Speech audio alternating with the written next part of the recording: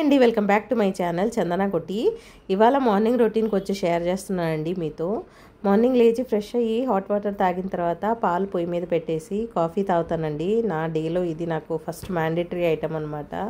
Coffee తాగితేనే వేరే పనులు చేయగలను యాక్టివ్గా.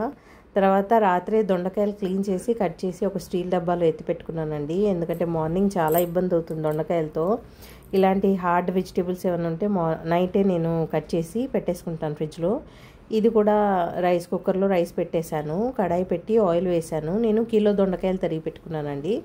ఇప్పుడు పిల్లలకి సరిపడా ఒక 750 గ్రామ్స్ నేను యూస్ చేస్తున్నాను. ఇంకో పావు కిలో అలా ఉంచేసాను. ఉల్లిపాయలు అప్పటికప్పుడు కట్ చేసి ఉప్పు కారం పసుపు వేసి దొండకాయ ఫ్రై దించేసి దోశలు వేసి వాళ్ళకి ఇచ్చేసానండి. ఎక్కువ మసాలా ఐటమ్స్ నేను పెట్టానండి పిల్లలకి. రైస్ ఐటమ్స్ కానివ్వండి ఏవి ఎక్కువ నేను ఎంటర్టైన్ చేయను. జస్ట్ ఇలా వెజిటేబుల్స్ అన్నం అన్నా, దాల్ రైస్ అన్నా, లేదా రసం రైస్ అన్నా అలా చేసి పెడతాను. అంటే రసం వేరే బాక్స్లో ఇచ్చేసి రైస్ సపరేట్గా ఇస్తానన్నమాట. ఇలా ఐటమ్సే ఎక్కువ పెడుతుంటాను. ఇంకోటి అన్నం కూడా నేను చేత్తో కలిపి పెట్టనండి, ఎందుకంటే ఏమైనా వాసన వచ్చినా వాళ్ళకి తెలియదు కదా. అందుకే నేను ఇలా గెరటితోనే కలిపి పెడతాను. స్నాక్స్గా ఏమో పొమోగ్రానేట్ సీడ్స్ పెట్టేశాము.